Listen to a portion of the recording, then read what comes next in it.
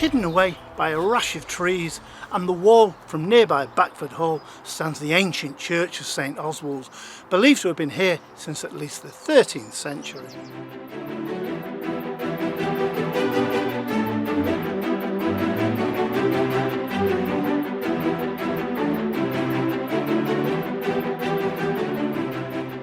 The first vicar here at St Oswald was William de Aston, who took up his post in 1305. However, he was followed in 1349 by Henry de Moulton.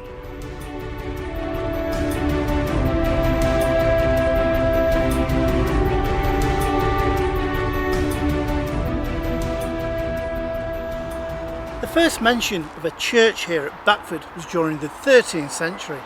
However, the church was gifted by Hammond de Massey to the Benedictine Priory at Birkenhead.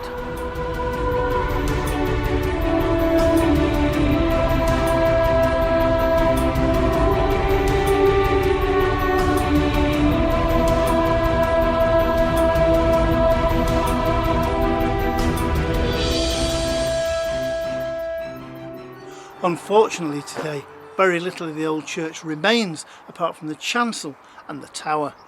The rest is the result of rebuilding during the 18th and 19th centuries.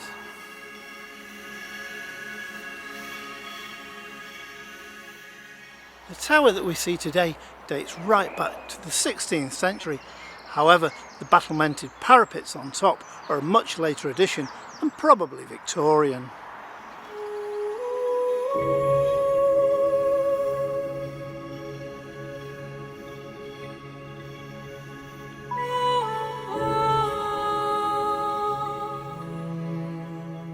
Now, one of the strangest things to ever happen here at St Oswald happened in the year of 1538, for it was that year when Robert Barr was to marry Elizabeth Rogerson.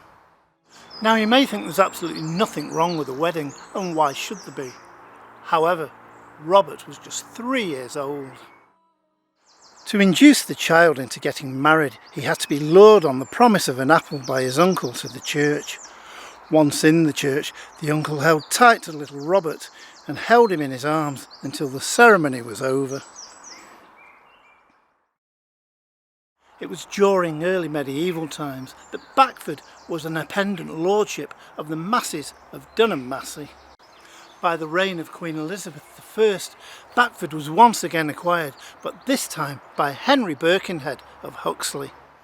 The old hall that still stands today was the residence of the family from 1605 onwards, but being rebuilt once again during the 18th century. There's nothing more wonderful than country churches and churchyards, and I for one fell in love with them. Each churchyard is different, and every churchyard tells a different story. However, they all have one thing in common, and that's our local history. Outside the east window of the church stands the tomb of Richard Coventry of Mollington. This one stood within the chancel. Although the Latin epitaph has long disappeared under the action of the weather, the coat of arms is still faintly visible. If you'd like to read more about the history of St Oswald's Church in the parish of Backford, then why not try and find a copy of the history book written by historian John Peter Hess.